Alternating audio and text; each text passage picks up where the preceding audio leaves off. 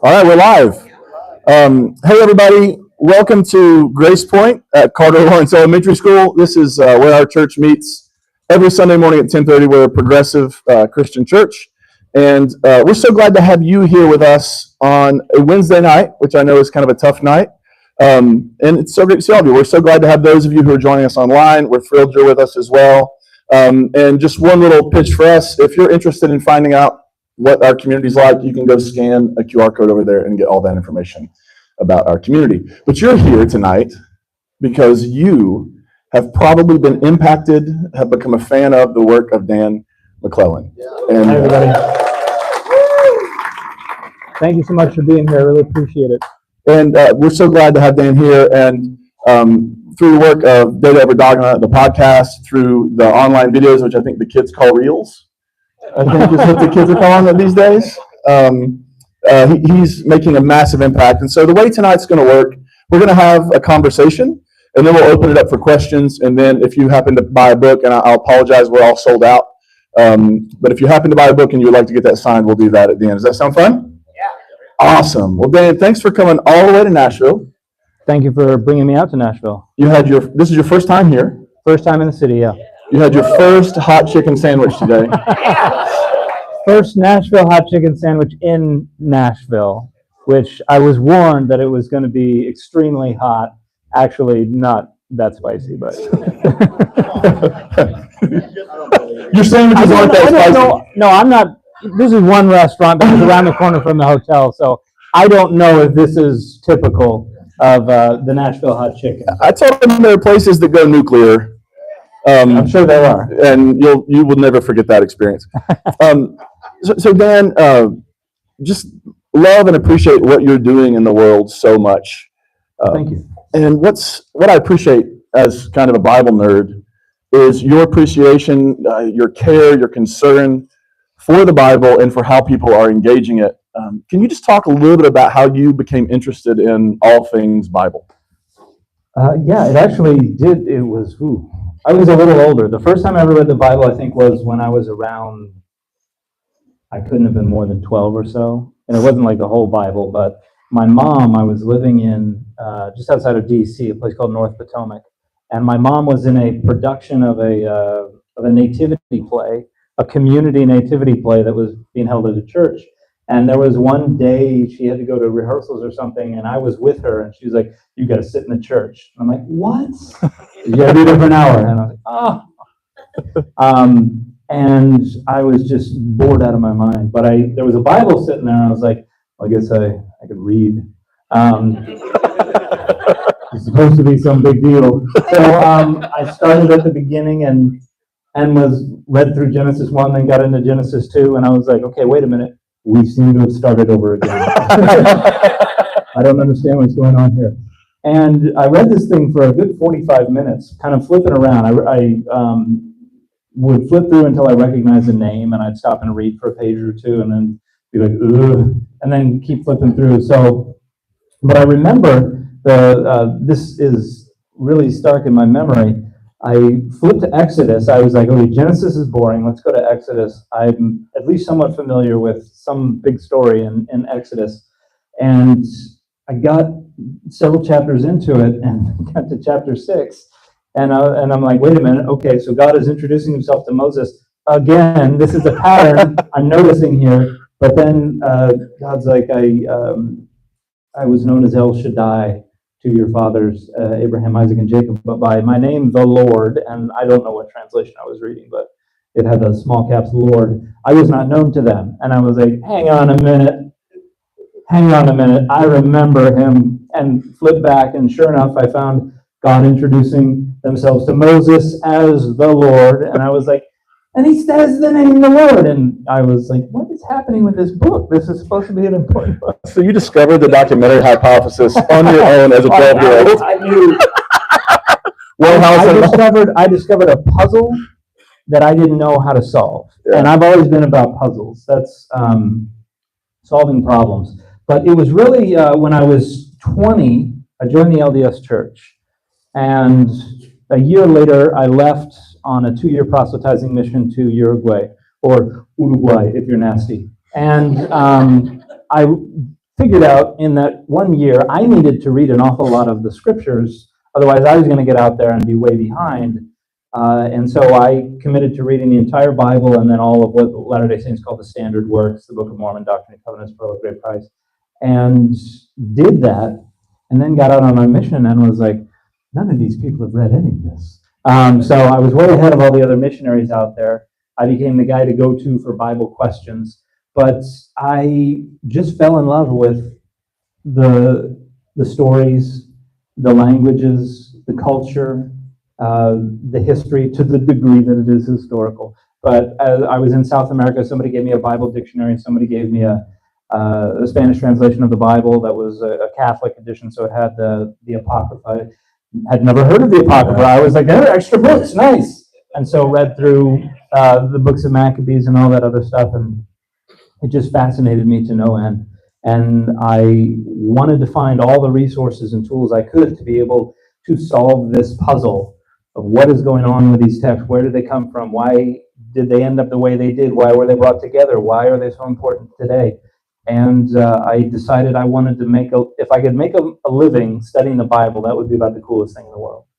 And so I had already been kicked out of one university, the University of Northern Colorado, with a 0.29 GPA, because, well, I was there to smoke weed and drink SoCo and bounce checks to Pizza Hut and get into fights.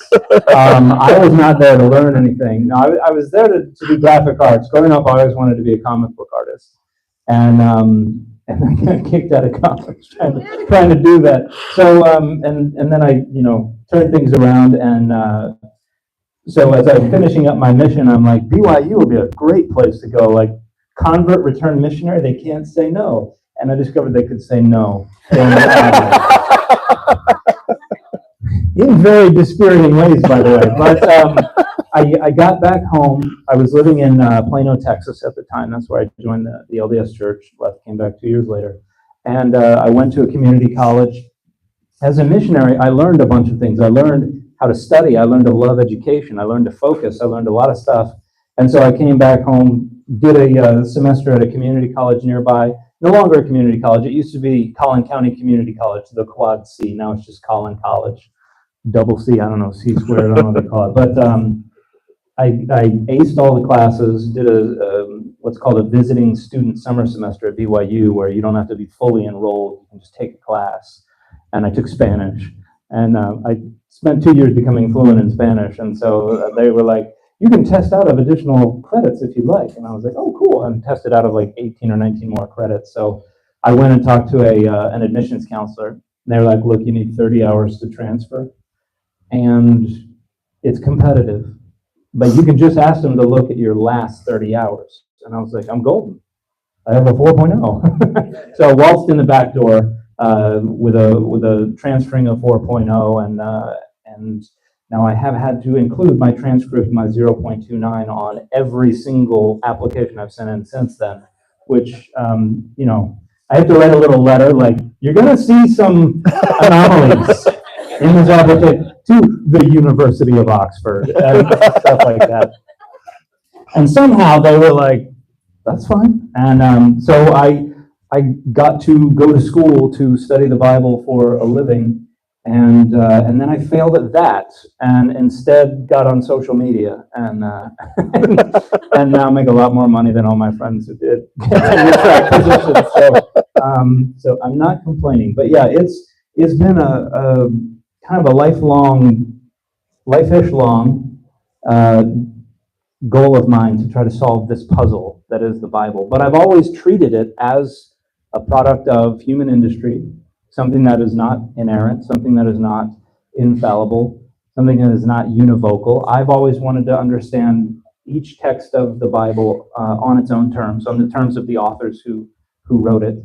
And that was one of the things that I found comfortable about the Latter-day Saint tradition, is that it doesn't really have a doctrine of inerrancy. There's kind of a de facto inerrancy on the part of the leadership that is assumed, but as far as the scriptures go, there's no doctrine of inerrancy. So I came into and this, I get a lot of people want me to be their deconstruction guru a lot, and that is an awful idea for a number of reasons. But one of them is that I came into the LDS Church without a lot of the ideas about how the Bible functions and about how God is and how we're supposed to think about God. I didn't come into the church with all those ideas instilled in me since childhood. I came into the church as a reasonably well-educated, prior to being kicked out of college, but reasonably well-educated person who thought critically about a lot of these things, and nobody ever thought to disabuse me of any of that. So I just kind of coasted through under the radar of a lot of the orthodoxy police. And so I've always thought about the Bible in pretty much the same way that I did when I first joined the LDS Church. And I've just loved trying to disentangle this Gordian's knot of understanding. And I'm more and more fascinated by it, the more I am frustrated and enraged by it. And that's why the very first sentence in my book is, I love the Bible. And, I get accused every single day of hating the Bible, of hating God, of hating Christians, of wanting to tear everything down. And none of that is true. Obviously, that's just people who confuse the dogmas that I criticize for the Bible and God and Christianity. But yeah, I've always been fascinated by the Bible, even more so than some of the other Latter-day Saint scriptures, which does not make me popular with some Latter-day Saints, but mainly the right-wing authoritarian ones. And there are plenty of them, but they're all on Twitter. So, I think, how many of you in the room right now, or if you're watching online, drop it in the comments, how many of you have been accused of not living the Bible because you took it seriously? Anybody? And I just always want to say, do you know how many parties I've ruined by just bringing it up in random conversation? So I think when I watch your stuff, I think that love is evident because of how seriously you're taking the scriptures. So what led you into the public sphere? So I've been arguing with people about the Bible on the internet for almost 25 years. And because, there are a lot of things to say about that. But this is something that once you start to study the Bible formally, once you get into degree programs and then graduate school and things like that, you become more and more keenly aware of a gulf that separates the way experts think and talk about the Bible and the way the people in the pews and on the streets think and talk about the Bible. And one of the main reasons is most of the experts, not all of them, most of them, maybe not most, some of the experts are not being influenced by the kinds of dogmas and identity politics that a lot of the folks in the pews and on the streets are, because they're worried about their position within a church. They're worried about their job within a church. They're worried about, making sure people think they are orthodox enough, making sure that they're engaging in the proper costly signaling and then the credibility enhancing displays so they can advance their standing within these social identities that are important to them. But in graduate school, it's like, wow, we have access to all these resources, all this knowledge, and it's very different from the way people talk about the Bible in the pews and on the streets. And so this is a perennial discussion in graduate programs. Students are always like, how do we communicate this downstream? How do we share all of this knowledge, all these resources with folks? Because one, it's taking phenomenally complex stuff and trying to articulate it in a way that is easy to understand, which is a challenge in and of itself. Two, a lot of the people in the pews and on the streets don't want to hear it, which is can be baffling and also very, very frustrating because you're like, no, I'm telling you, I can read these languages. I have seen the text. I know this stuff very, very well. Everybody over here agrees. This is not a big deal. And people on the other side will say, no, you hate the Bible, you hate Christianity, you hate God. You're just trying to tear it all down. So that's always something that frustrates most thoughtful students of the Bible. And, I had long conversations with other members of my cohorts in the different graduate programs I was in. And so whenever I had the opportunity to engage with what I knew to be misinformation about the Bible on social media, I would jump at the opportunity. But 20 years ago, it's mainly on message boards and blogs and things like, remember blogs? And things like that. And that doesn't have a large reach. People have to come to you. And a lot of people out there don't know about that stuff. Like you're over in the ivory tower, just kind of yelling, "Come to the ivory tower," to people who are like, "Shut up!" So that doesn't get a lot of reach. I had colleagues. We got together and made Facebook groups where we would try to keep an eye on what kinds of claims were being made on social media, particularly related to things like fake artifacts. Like you got a lot of that everywhere. In 2011, a con artist named David Elkington tried to publicize these 70 lead plates. He called them the Jordan lead codices. So they were first century Christian documents. They had writing and temple iconography and everything like that on them. And I and some archaeologists, some philologists, a bunch of people put our heads together and organized some responses to what was going on. So we've been doing this kind of thing for a long time. And then during the pandemic, I was seeing people sharing TikTok videos on Instagram, on Twitter, on Facebook. And I was seeing videos about the Bible and religion. And I thought that TikTok was just for teenagers to dance and then Korean teenagers to disrupt presidential campaigns. And I was like, they can have it. I was happy to let them have it. But then I saw this and I was like, who's in charge over there? And went over to TikTok and started lurking. And I don't know if the kids are calling it that these days, but I lurked for a while and discovered that there were a number of different kind of intellectual communities related to the Bible. It was, you had your conspiracy theorists over there who were like, you believe in a round earth. You had your atheists who ran the spectrum from friendly to militant. You had your apologists. You had a bunch of different groups. You had your deconstructionists. And I didn't see any credentialed experts. And I was like, there's not a lot of, there's a lot of misinformation coming from all sides. And so I thought I might position myself as a bit of an umpire to just kind of call balls and strikes. And I can still recall the first time I actually made a video where I was like, all right, I got to pull the trigger on this, because somebody made a video about the Jordan lead codices. And I was, if there was ever a video that was tailor-made for me to start this off on, it was that. And I remember putting that camera there and looking at myself in the face and hitting record thinking, nobody's going to watch this. And I started off being very, very awkward and did not like recording myself. Still don't like particularly recording myself. People always ask me, what's your secret? And I was like, by process of elimination, I know it's not this. So I don't know what it is.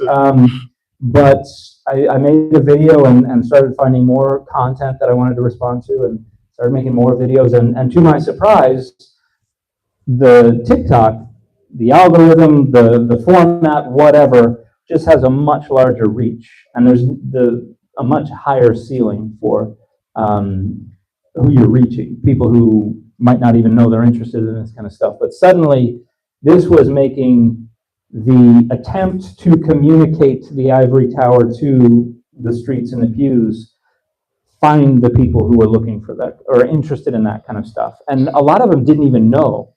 I think one of I get a lot of different feedback from people every day. And I think the one that surprised me the most, but I appreciate an awful lot, are the folks who tell me that they've had these thoughts in the back of their head. They've wondered these things, but they have never felt like they had permission to think these things and pursue these questions. And that seeing those videos gives them permission. Not only gives them permission, but also gives them resources and a way, and opens up this world where this is common knowledge that they did not know. And so that's always something that I am still surprised by it, but pleasantly so, that folks are able to find that access to that kind of information. So, and yeah, at that point, and then I started making money doing it, which was the biggest surprise. And then I started making more money than I was making at my full-time job. And I was like, oh, well, I'm going to quit my job. And I had a great job. I worked for a decade as a scripture translation supervisor for the LDS Church. Got to travel all over the world and help them find ways to better translate the Bible into other languages. But I don't know if anybody here knows what Workfront is, but I don't ever want to have to log into Workfront ever again. And in January of 2023, I took my first step into that dream of never having to log into Workfront ever again, and have not looked back since. So yeah, it's entirely changed my life, and I think it's it's something I've been trying to communicate this kind of stuff to people for a very long time, but finally found the channels to be able to do it in a way that would reach the people who need it and want it the most. Is there, I mean, sometimes when I'm scrolling, I ramble, by the way. I don't know if you can tell yet, but I ramble. I mean, sometimes when I'm scrolling social media and I see misinformation, I'm like, I really hope Dan will talk about that. Is there a specific, I'm going to misuse a word here, genre of disinformation, or disinformation of a specific kind, whether it's about how to interpret a text or archaeology, or is there a certain kind? I mean, like there's certain things I hear sometimes. You know that video, the meme where the kid's just like that, like he's about to blow. Yeah. Like every time somebody says, "Well, Ephesians," Paul says, that's the face I make, right? Because I'm like, no, Paul didn't write Ephesians. Is there a bit of that you most get energized to, like, I am totally going to demolish that? It changes from day to day. I think because I don't know what videos I'm going to publish. I'm as much as I love my job, I'm not great at it in a lot of ways. Like I know other content creators who are like, I work 5 days a month. I do recording, for 8 hours a day for 5 days, and I have my whole month content. It's like I wake up and I don't know what's going to be posted in a couple of hours. I basically just pull out my phone and start scrolling through and seeing where people are tagging me, seeing what videos have been sent to me. And there are a few different criteria that go into what I respond to. If it is if it's something that I've responded to before, and it's something that can be made into a rather simple video, that's a point in the respond to this category. If it's a creator I've responded to before, who is a large creator and who takes very dogmatic positions, the opportunity to take them down a peg is also a point.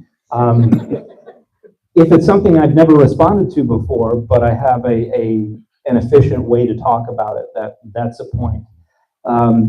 There are some things that will make me less likely to respond to things. And lately, I've been so busy with everything that I've been doing, I'm prioritizing the things I can respond to in rather efficiently, rather quickly, so that it doesn't take up all of my day. So things that are like very, very complex, that will take very, very technical discussions, that's less likely for me to respond to, although I will set them aside and try to come back to them later when I have more time, when I have a video to burn that I can publish. I try to publish 2 videos a day. Lately it's been 1, which is kind of frustrating, but every now and then I'll publish a 3rd video, and that's something that I might have been working on for a while. That's takes a little more time. It's a longer video. I've got a couple of hour-long videos on YouTube. Those are fairly rare, and also I try to consider as much as I wish I didn't, because it is my household's main source of income. I have to consider what kind of views things are going to get. So things that are going to be a little catchier, I will sometimes prioritize those. Although I try to space them out. Like I could make an entire career off of responding to Charlie Kirk's idiocy. And I would make an awful lot of money because people love the Charlie Kirk videos. But I try to do that sparingly so that because I don't want to get stuck in a rut where it's like, oh, this is the guy who just talks about Charlie Kirk, or just talks about political stuff, or just talks about these pet issues. I want to try to spread the love to some degree. So all of that goes into my bleary-eyed trying to consume caffeine as efficiently as possible, consideration of what videos I'm going to respond to when I get up in the morning. But yeah, I think the ones that have to do with like manuscripts and archaeology and things like that. Those personally interest me the most, but I know those don't do the hottest. The ones that are about hot button issues, the ones that are a little more political, if I'm responding to Jordan Peterson, Charlie Kirk, and one of them, then I know those will get a lot more interest. If I can combine those, the things that I love, and then their idiocy, then that's a good day for me. But that's pretty rare. But like when Jordan Peterson is like, yeah, but I'm not gonna do an impression of him. We were so close to getting that though. So close. There's You want to do it? Don't you? I'll do something different. I'll do something related. My girl's got a kick out of, if you don't know the Graham Norton Show is the greatest talk show that is on right now. And he had Seth MacFarlane on one time. And Seth MacFarlane did, he performed Liam Neeson's I Don't Have Any Money thing from Taken as Kermit the Frog. And I did that one night for my girls, and they thought it was hilarious. And my wife was like, "Definitely put that one in the bag." So, my girls would be like, "Do Kermit?" Be like, "I don't have any money." What I do have is, and now I don't even remember the rhyme, but so that's as close as you're going to get to a JP impression. But when he claimed that the Beatitudes, "Blessed are the meek," meek means you're an absolute monster, but you can control it, was like the dumbest thing I've ever heard. But that was juicy. So that kind of stuff I really enjoy responding to. As far as your academic interest, I think Hebrew Bible, is that your area of most interest? I would say, yeah. I'm not. It's not like I don't do New Testament at all. I do quite a bit of early Christology stuff. My Oxford degree was in textual criticism of the Septuagint. But yeah, I'm most interested in. I say my specializations are the conceptualization of deity, of Scripture, and of religious identity, and a lot of that kind of leans Hebrew Bible. Okay, yeah, and your book on Yahweh's divine images is so much fun. Oh, thank you. And just the whole concept of how this concept of Yahweh develops, and that's just absolutely fascinating. Yeah, and that's, I am doing an audiobook version of that. Now that I've recorded an audiobook. As Kermit the Frog? No, not as Kermit the Frog.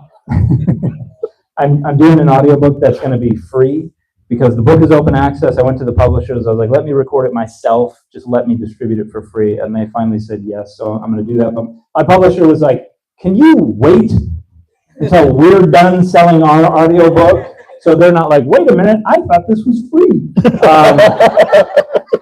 But I sat down to record a chapter as kind of a test run, and I was like, very different book than the Bible says, so different language register altogether. So yeah, that one will be a doozy as an audiobook. Sounds like it's going to be a really good time. I'm going to have a lot of fun.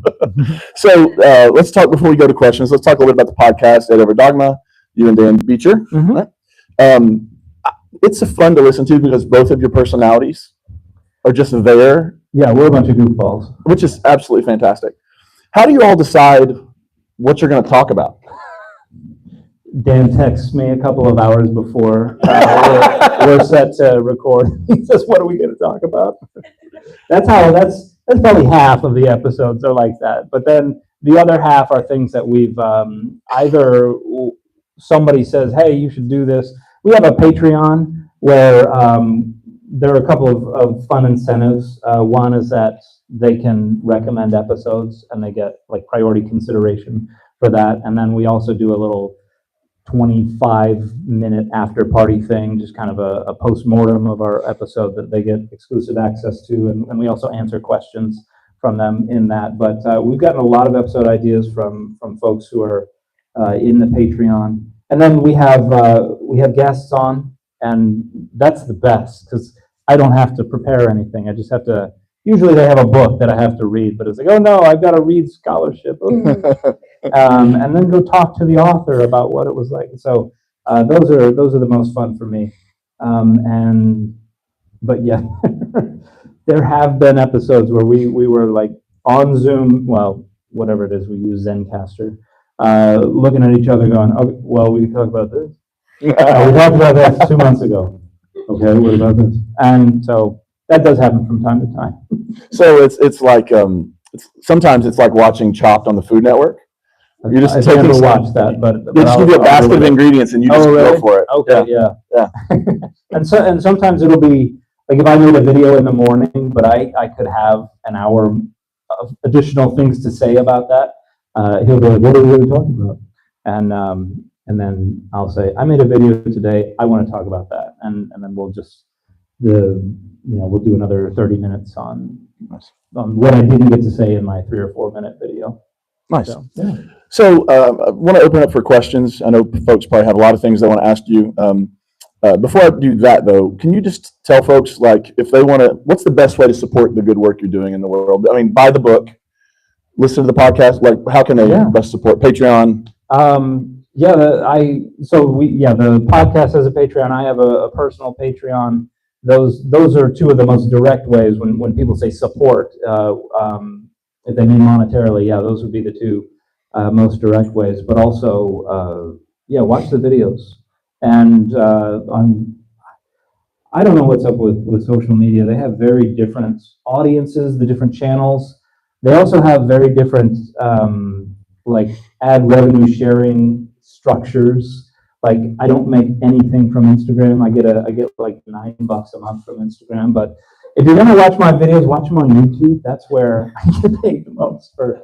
And it's not even close. Like I have 10 times as many people following me on TikTok, but I make 2 or 3 times as much off of YouTube. Yeah, what that does is it makes it so I have more time to be able to take more time with the videos and get better at doing this, and also have time to write more books.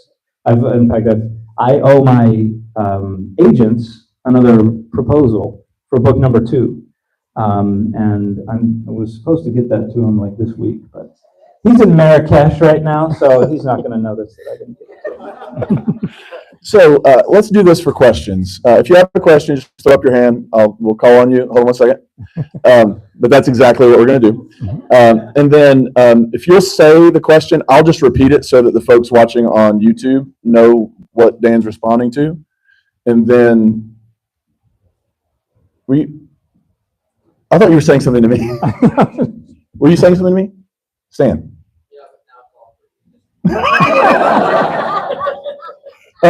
A couple things about the questions.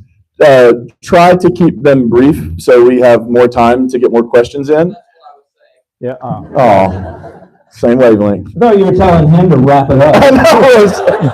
I thought you were singing Deep and Wide, which is that song I learned in Sunday school when I was a kid.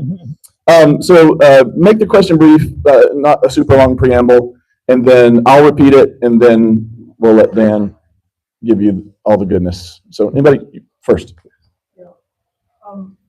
As a former Church of Christ, active Christian, I effectively studied my way to a loss of faith. I admire what you do, and I still come back to those messages, and I want to understand Bible truth, and so not as an adversary, as an enemy, or an enemy. My brother's in the room as well, the brother listening from Texas, preamble. But I'm curious about when you give people like me some ammo, effectively, to question the Christian text I grew up with. And then I've got a brother who values his faith enough that he doesn't want it tested and chipped away at. And this guy's going to hit this. What's the point? I like where I am. Do you see value in someone like him who's content with his faith, challenging the basics? And then what do you do with people like me who you're giving fuel to? The atheist reformers.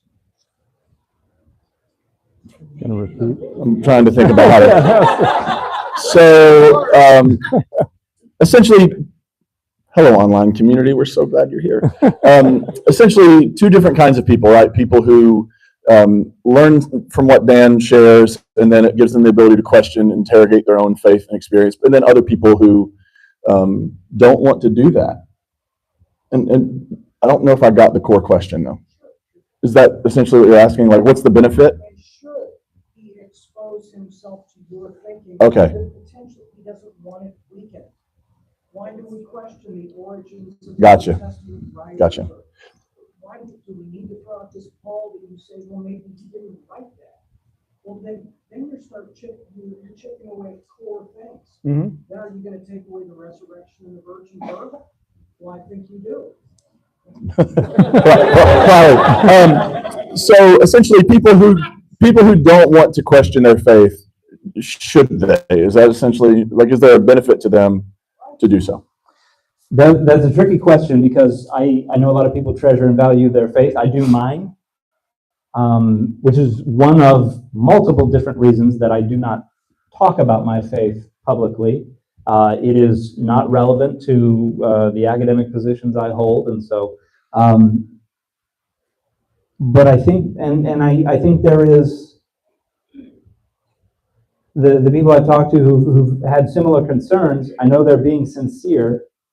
And as long as their faith is not causing harm to other people, and this is one of my big concerns, is a lot of the ways that faith is manifested and is defended these days, particularly in the United States, is in ways that harm other people.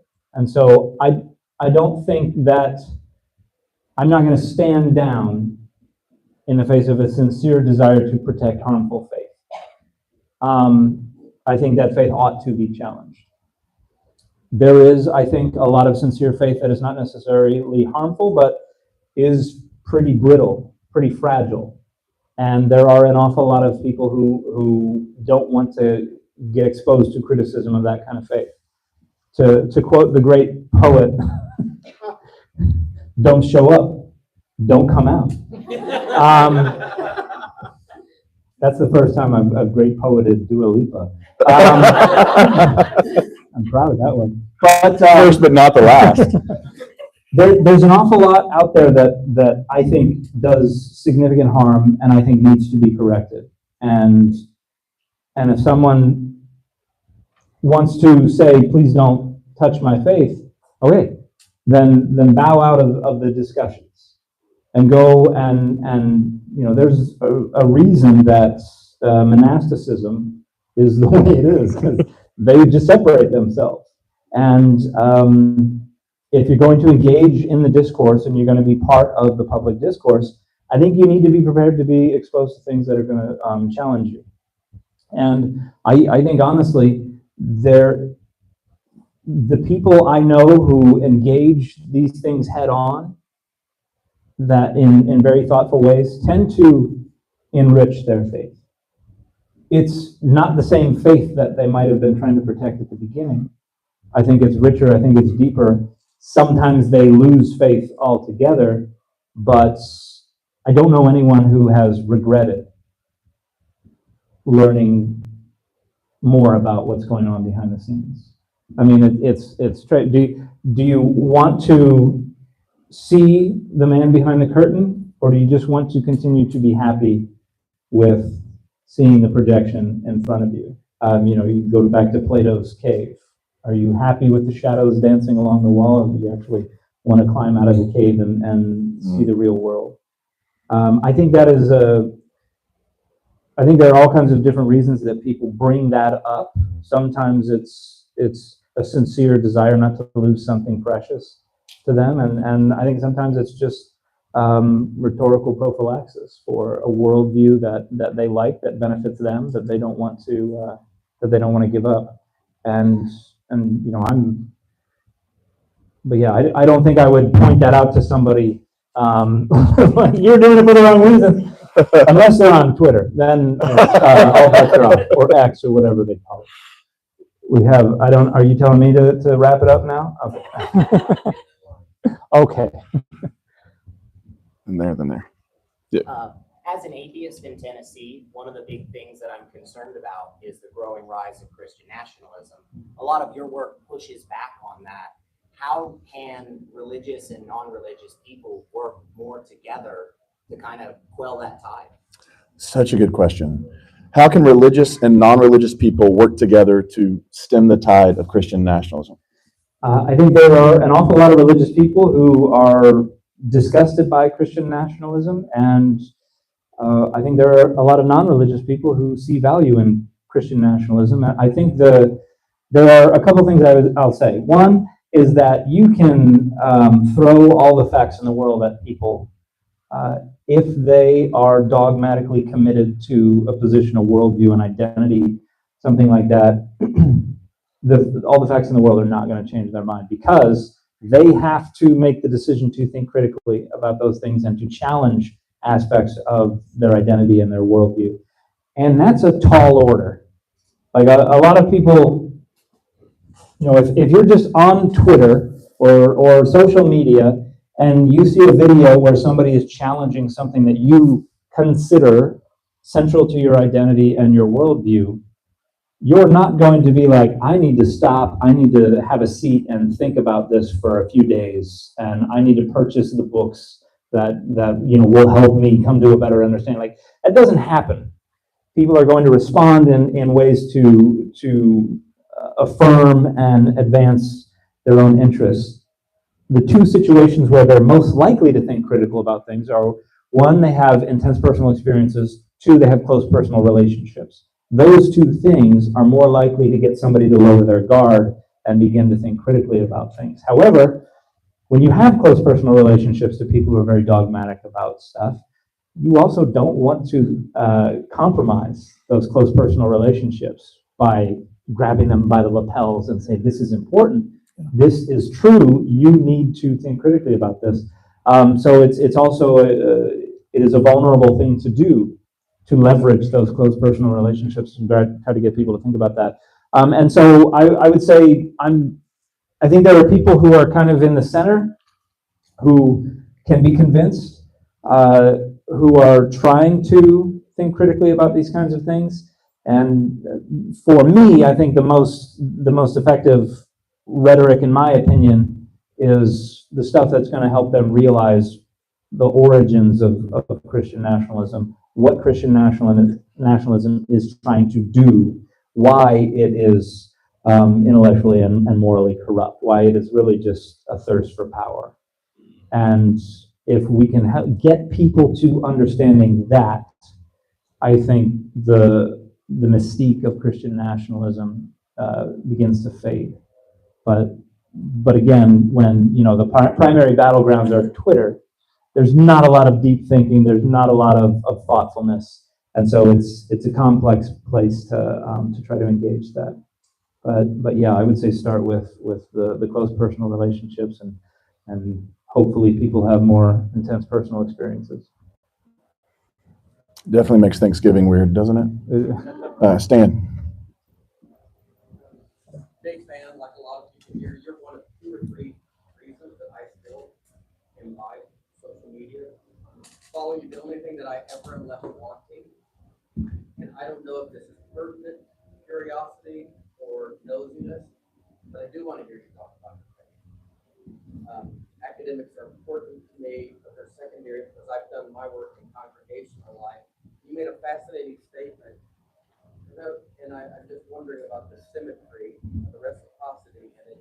You said your faith is not pertinent to your academic concerns. I understand that. That's where I'm sometimes left wanting, just out of curiosity. But reciprocally, are your academic concerns pertinent to your faith? So the question is, Dan mentioned earlier that his academic positions are not influenced by what he would call faith positions, and Stan is asking if the opposite is true as well. Are your faith positions impacted by your academic positions? Something that I decided very early on in my undergraduate career when I was at Brigham Young University, and I was trying to figure out what I wanted to specialize in. I saw people who were Latter-day Saint scholars, and I saw the scope of their work, and I saw the reach of their work, and I decided I didn't want to be limited to a Latter-day Saint audience. I didn't want to write scholarship that would only be appealing to Latter-day Saints and a handful of weirdos who are not Latter-day Saints but appreciate Latter-day Saint scholarship. Some of my best friends are those weirdos, but I wanted to engage in scholarship that would have broader appeal. And a hard lesson that I learned was that if I was going to do that, I was going to need to compartmentalize what I do academically from what I do devotionally. And as I said before, I was not religious still. I joined the LDS Church when I was 20 years old, and I brought my not religious upbringing with me into the church. And again, they forgot to disabuse me of all of that stuff. So I would say that things have ebbed and flowed, and there has been some mutual influence over the years in the two directions, but I don't feel like too much has changed. I feel like my faith is better informed. I feel like I have more options and more things to choose from, but I think it is a richer and a deeper faith, and it's a more self-aware faith. And I think that there are ways that what I do academically gives me a broader palette to paint with when it comes to my faith. And one of the reasons that does not resonate with an awful lot of people is because we're very used to thinking of religion and faith as founded on a set of truth claims. And one of the things that you discover when you begin to study religion is that that's just one element of a much richer experience. And it's a very Protestant way of thinking about things, because that's primarily what Protestantism did, was say, we're going to divest this of all of these other things, and it's going to come down to these truth claims. And people talk about religion on social media all the time as just truth claims.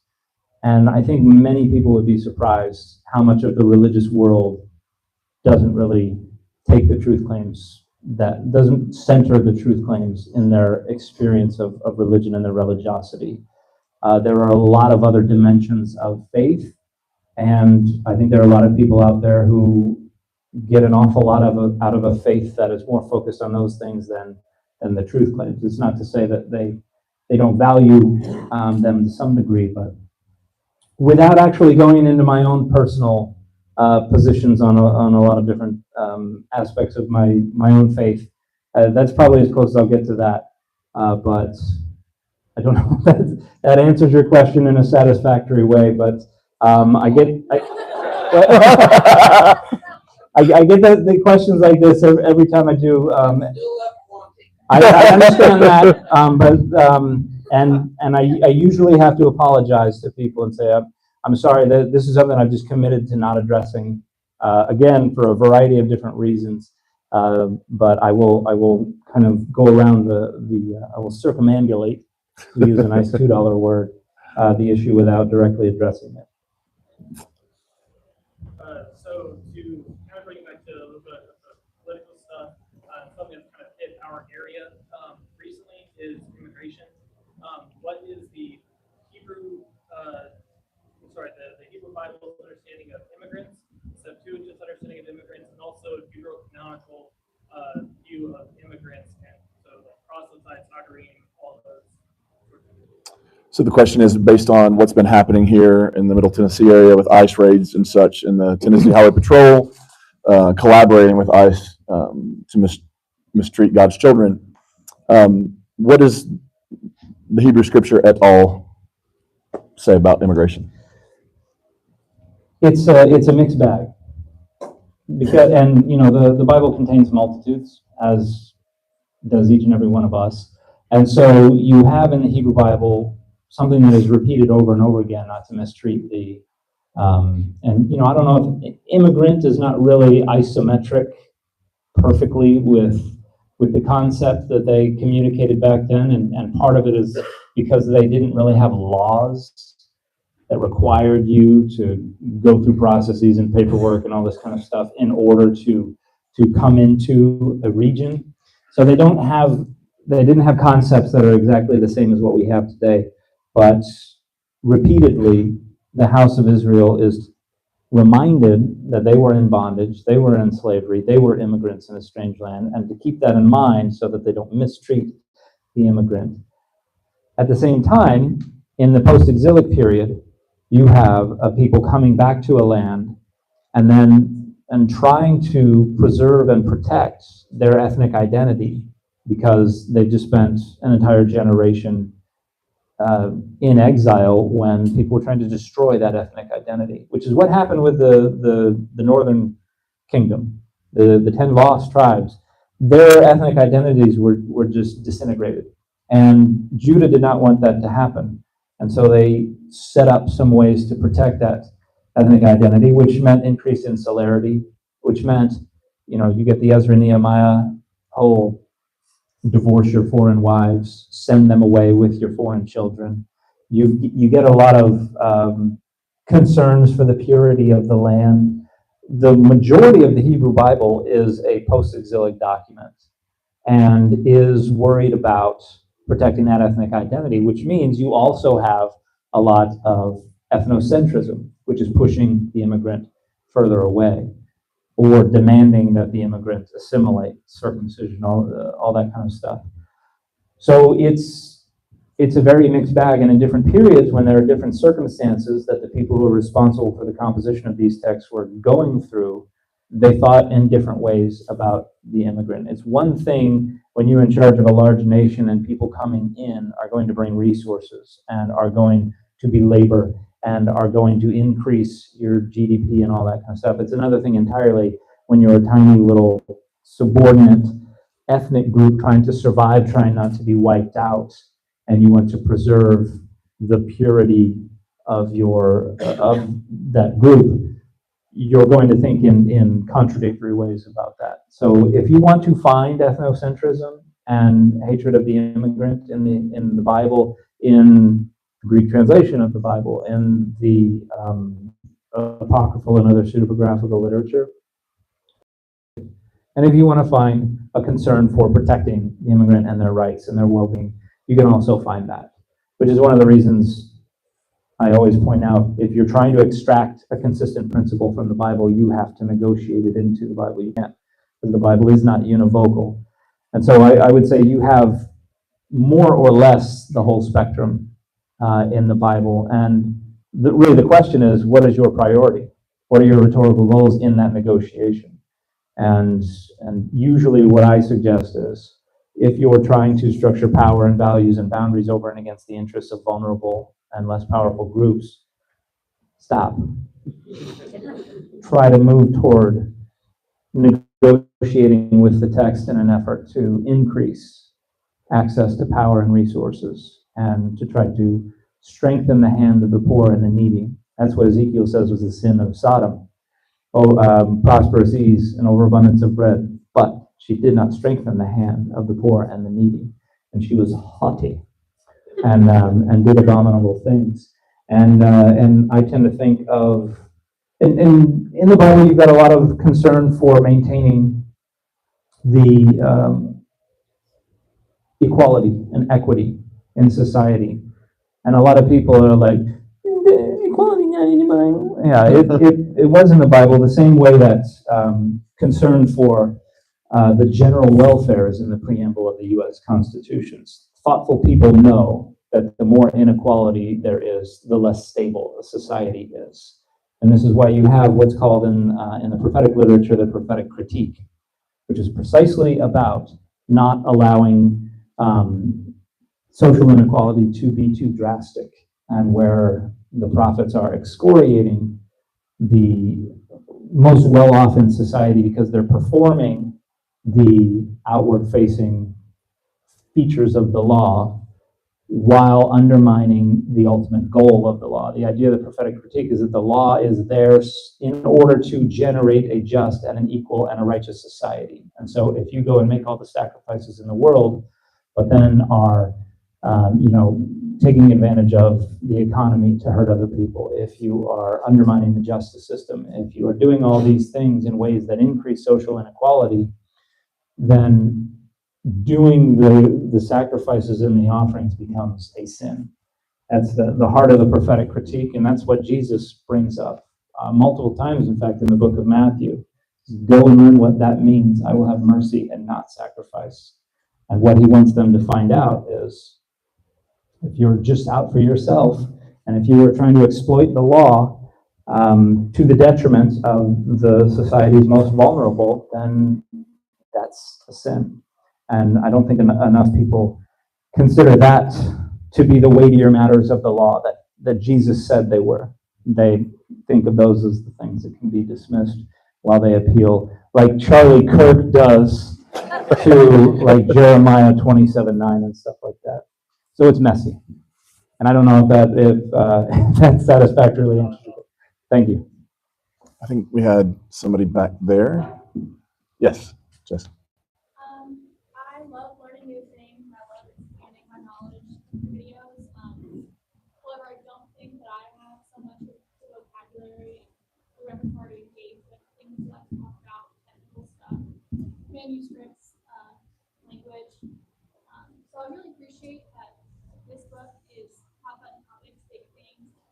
Maybe that's why your algorithm sort of does what it does with the Charlie Kirk and does not engage people. So I guess I want to ask, did you make this book accessible, or what's like the reader that you envision? Somebody who's read the Bible recently and knows it, or maybe somebody who hasn't read the Bible, who's going into this book? So the question is, who essentially is the reader Dan had in mind for this book?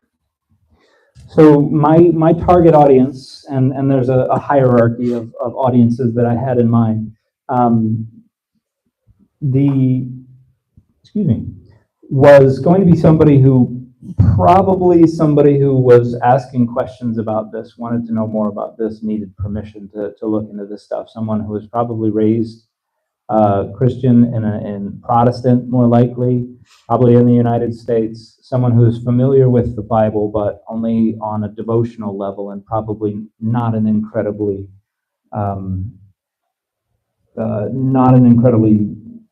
scholarly devotional level. And so, yeah, I would say my target audience is probably someone who is either knocking on the door of deconstruction or within the process of deconstruction, or wondering about deconstruction, or somebody who's just curious and doesn't know what deconstruction is, and I'm just tricking them into becoming a deconstructed. But at the same time, I know, and I knew before the book was published, that there were going to be an awful lot of people who bought copies to give to family members as gifts, in the hopes that they would read it and take it seriously, in the hopes that they would think critically about this stuff, and in the hopes that they would change their mind about stuff. And so I had them in mind as I was writing, but also was kind of like, good luck, because it has been my impression that for trade books, you start off each chapter with some kind of personal anecdote that is a segue into the topic. And so I tell a lot of stories about dumb things that people have said on social media. And sometimes I'm a little, sometimes I can get a little rhetorical about that and make fun of some people. But so as I was doing that, I was like, I hope a copy of this book doesn't get sent to any of these people or anything like that. But I have family who's this is not their thing, that were excited to get the book and read it, and to my knowledge have read it. I haven't gotten any nasty texts from them yet, so hopefully it can kind of strike that balance to some degree in a way that will help some people. The Gospel Coalition, I can tell you, did not like my book. No. No. That's a shock. Yeah, it was reviewed on the Gospel Coalition, and I can't remember what the title of it was, but it was something like, "Don't Let TikTok Raise Your Kids," or something like that, by some white dude who fancies himself a scholar. So. You. Okay. Yep. So I wanted to prepare a question, but then I got overwhelmed. Then I tried again, and I have a lot of shame for it. I don't have one. And since I can't ask you, even though we all would agree to keep it secret and never talk about it outside the room about your faith, about what you believe about the afterlife and all that, I guess is there a question that you wanted to be asked before that you've never gotten? Is there a question that Dan would like to be asked but he has never henceforth been asked. It's not a bad question. I have seen people ask that question of far more thoughtful people than myself, and they've come up with fun stuff or, well, insightful stuff. I don't have anything particularly insightful. I've been asked hundreds and hundreds of questions, far better questions than I could ever come up with. And I don't sit here hoping that somebody will ask this question. So my initial response is to say, nobody has asked me, how are you doing? But I'm like, is that true? Has nobody asked me that? I'm pretty sure somebody has to have asked me that. So it's not too late to ask me that. How is Dan doing? That's the question. Dan is very excited to have the incredible privilege and blessing of the kind of attention that he has been getting from this book and from his work, and he does not feel worthy of it. And right now he is very stressed out about a lot of other stuff going on in his life and in his schedule, but he is more happy to be here than any other place he could possibly imagine, apart from one room in my house.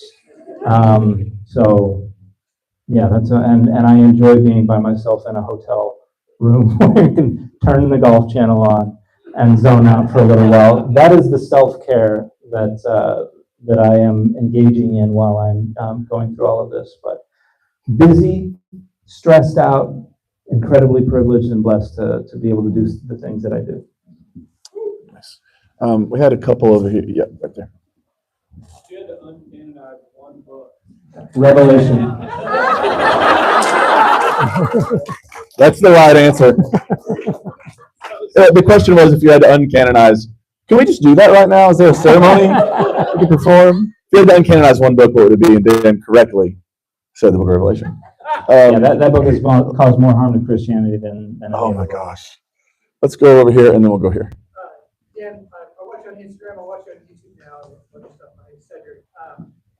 But you kind of just made a joke about uncanonizing things, but I've thought about, looking at church history, there are always these councils that would figure out who the heretics are and yada, yada, all this stuff. But I think in the United States, we don't have really anything like that, which I think has led to Christian nationalism to rise, because nobody calls that out. So do you foresee that churches could group together and kind of have a rep that's calling what's of Christ and not of Christ? Is there a way to get churches together in sort of I'm hearing like a Voltron or Captain Planet type scenario? Is that what you have in mind? To work together on some things? Kind of an ecumenical body or something like that. I am not hopeful that something like that will happen, and even if it did, I am not hopeful that it would do much, because the tradition that is causing the broad tradition that is causing the most problems right now is characterized by a lack of a central hierarchy and by a lot of autonomy and things like that. And so I don't see that as something that people will take to. It's evangelicalism, I think, is allergic to that kind of authority. Protestantism has for a long time been like that, and so I think I think you can see coalitions and groups get together and advocate for things, but in a way that exercises any kind of power or influence over other groups that feel differently. I don't think that's a possibility. Like even within Catholicism, you have groups that don't like the Pope, and they're like, well, we're not going to listen to you, and that's a very simple and direct central hierarchy, and even that is difficult to in the United States kind of generate that kind of unity. And so yeah, I'm not hopeful. Right there. I'm just kind of curious. Are you familiar with the work of Rene Girard and his issues about sacrifice and the rivalry of desire? I wonder if that comes up in your study of the scripture at all, in terms of whether you think that his analysis has any really good value to it. I mean, I've been reading his stuff and I listen to yours rather than I'm kind of balancing the two in my head, and I haven't made up my mind what I think. So I'm just curious if you, or know anything about him or interested in him or studied him or what. So the question's about the work of Rene Girard, so around sacrifice mimetic theory, and if that plays a role or has influenced Dan's work. I would say that I'm aware of Rene Girard and broadly aware of his work, but it's stuff that I read in graduate school many years ago, and my methodological foci have been elsewhere on things having to do with cognitive science of religion and things like that. So I get into ritual studies, but it tends to be more kind of anthropological than philosophical in that regard. So I don't know that I could talk about any kind of influence or resonances. I'm sure it's there. I'm sure there are ways that I would be like, ooh, if I got deep into his stuff, but I just have not in many years. So let's do this. We're going to take, I think, a couple more questions, and then we'll give you an opportunity to get your book signed, and you can express your appreciation to Dan there as well. That way we don't keep him all night. We'll go right here. And then you. How do you block out the haters or the dogmatic people you see online? And for us, maybe it's our family or whatever. Did you mention golf? What does your self-care look like? And what is the fit for today? How do you block out the haters? Yeah. What does your self-care look like, and what is the fit for today? So I learned very quickly that if I entertained the haters, it might slake whatever kind of selfish desire to dunk on them that I had at the time, but it would be an enormous waste of my time and would also not change anything because they're haters for a reason, and it's not because they are thoughtful or informed. And so I very quickly decided that I would, as to the degree I can, just ignore it, because none of it is a serious or direct actual engagement with the data or the arguments that I'm providing. In fact, I'm not perfect at it. I will bicker with people and particularly on Twitter. Today, for instance, there were some folks I was bickering with on Twitter, but it always retreats to their dogmas. It always retreats to them calling me a heretic, calling me a blasphemer, saying you're not a Christian, saying you reject God, you hate God. And so that's always the root of the argument, and I can't change their mind about that. I can just point it out and move on. And so I have a quick trigger finger on the block button as well, because sometimes I am just compelled to respond if I see something in my notifications. And so for my ability to move on, I just block folks. And, some of them get a kick out of it. Some of them try to ride that gravy train. Look, you blocked me for as long as they can, and that's fine. I used to spend a lot more time arguing online than I do now. And part of it was just like for my own mental health, I have to just let it go. And then also, if this is now my career, this is my income for my family, this is putting food on the table, and I have to be able to clock out. And when I am online, even when I'm just, recreationally, I will get online. I just can't let that dominate my life. So, and I found that it's very liberating and easy to do once I make the decision that that's how I'm going to think about it. The most hurtful criticism and the stuff that actually sticks with me is what comes from colleagues, which is next to nothing up until this point. So it does not take up a lot of my attention.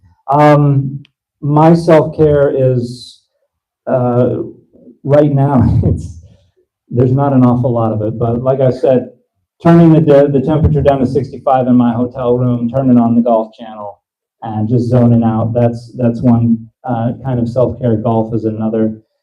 Hanging out with my family. I don't know what's wrong with kids today, but my kids don't want to go out to a restaurant to eat. I'm like, I want to go to a nice restaurant, sit in a big deep booth, just hang out with y'all, and have someone else wait on me. And they're like, can't we just get it delivered. Who raised you? I don't know what's wrong with kids today, but that kind of stuff I really enjoy. I love going. We have a movie theater now that's like just a few blocks from our house, so I love going to the movies with them, and we have a really good time because my children are all sarcastic and cynical and hilarious, and I love it. And then the fit is hold it up right. Okay, there it is. And that's X-Men number 201. This is where, and this is not the shirt that I actually ordered. When I got online, I ordered a different shirt that had Wolverine on it, and this came, and I was like, all right, I can do it. I can live with that one. I can live with that one, So we have one question that's being sent out online I'm waiting on. So we'll do one more from the room and we'll go right there. Yeah, a moment ago you said that faith is born necessary. And without asking you to go different beliefs, what is it that's not serious? What is it that is what? What is faith then if it is not? What is faith if it's Yeah. not a series of truth claims? Well, the word faith can be understood to refer to a few different things, but I'm using it in the broader sense of participation in a religious tradition, in a religious community, and a lot of it has to do with meaning making. So even if you do kind of religious beliefs aren't really frequently they're not deeply held beliefs. They're what we call credences. They're things you sign on to in order to gain access to the benefit of membership in a group. And so a lot of the people who are most fervently defending truth claims, they're doing so because that shows the other members of the group, look how good a member of the group I am, and that increases your access to power and resources within the group. A lot of religion has persevered, and a lot of religion is successful because it generates what we call pro-social factors, things that allow social groups to be larger and more complex and maintain a cohesion and things like that. So a lot of these claims are about meaning making. They're about a sense of community, sense of belonging.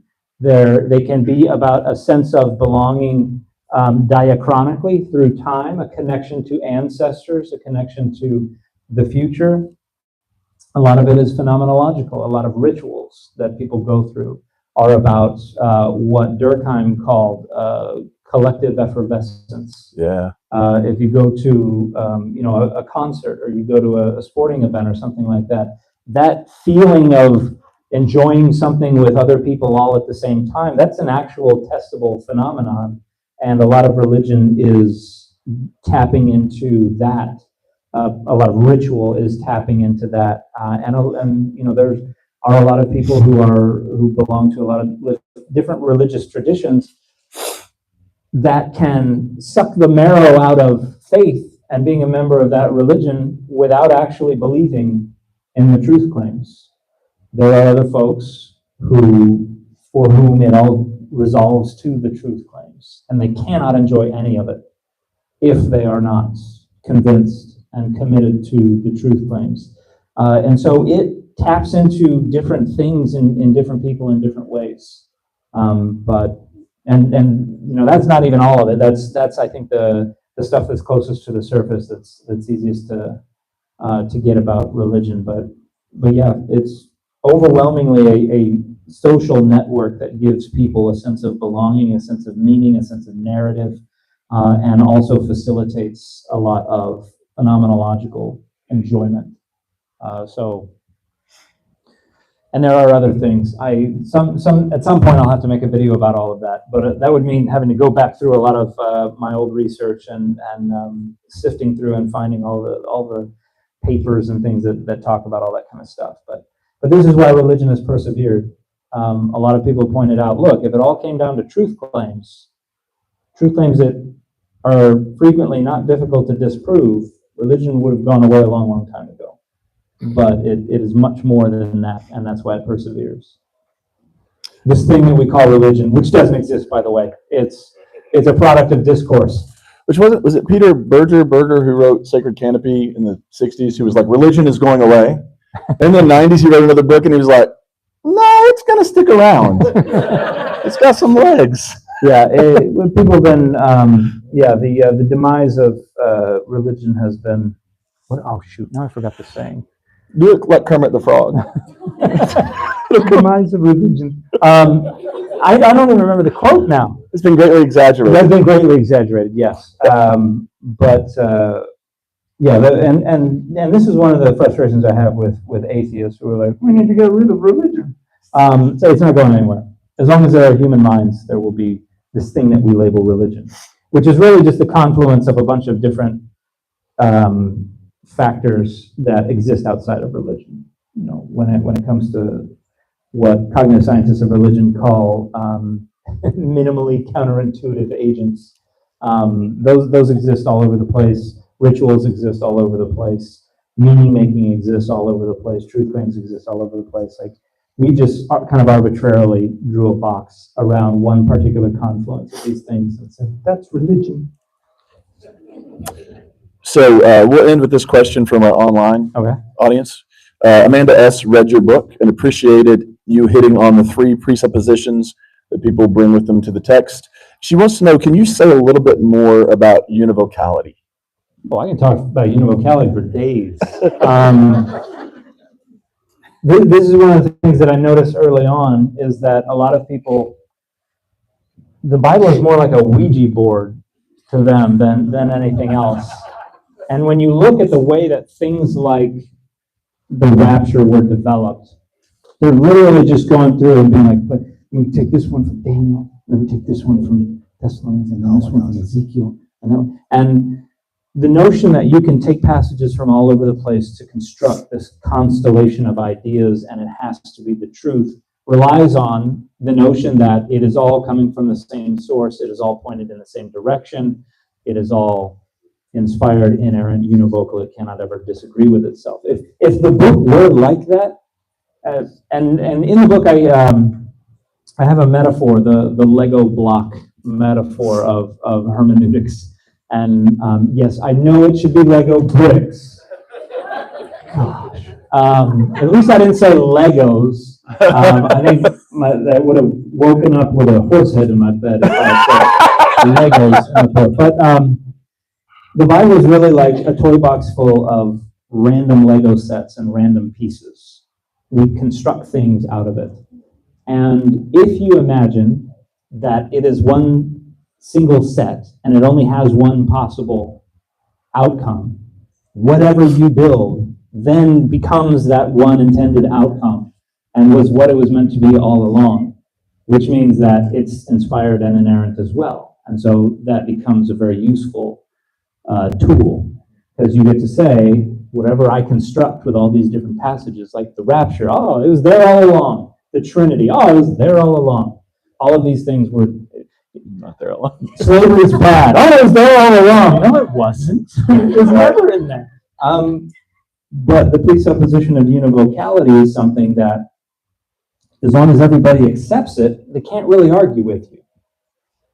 The best they can hope to do is come up with a better counter Lego building construction, which is why that's what you see all the time on when people are arguing about interpreting the Bible. But there's zero data that support the univocality of the Bible. There's just no evidence whatsoever. You can do nothing but just choose to accept it. You cannot produce an argument for univocality that rests on anything other than no.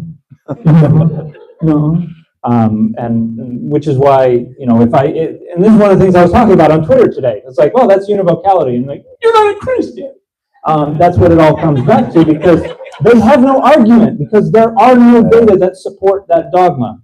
You literally just choose to accept it. Now, a lot of people choose to accept it because it's one of the credences that is required for them to get into the door of this community, this social identity that is important to them. So they don't think of having chosen to accept the dogma of univocality. They chose to accept being an upstanding member of this community and having access to the power and resources that that community provides, and the fact that they had to check that box of the dogma of univocality is not really a central part of their thinking. But ultimately, yeah, univocality is something you just choose to accept. There's no other way to arrive at it. And I don't know why I keep looking at you, because this was an online question, but I think you asked a recent question, so you were in my head. Dan, thank you so much for your work. Thank you. Thank you for coming to Nashville. Thanks for that, Grace Point. Thank you very much. I appreciate it. Let's give Dan some time to get back to the table back there to sign books, and then you can make a line to do that. Please remember, at all book signing, all the people behind you want to talk to you too. That's right. That's right. And one thing I also do, I'm happy to take as many pictures as y'all like, but rather than doing the selfie thing, the person behind you in line, your job is to take the picture for the people in front of you in line. And if you're a Grace Point person, we could use some help resetting this room for the Thank you. school kids tomorrow. So if you're interested in help with that, just come see me and we'll talk about how we're going to do that. Thanks.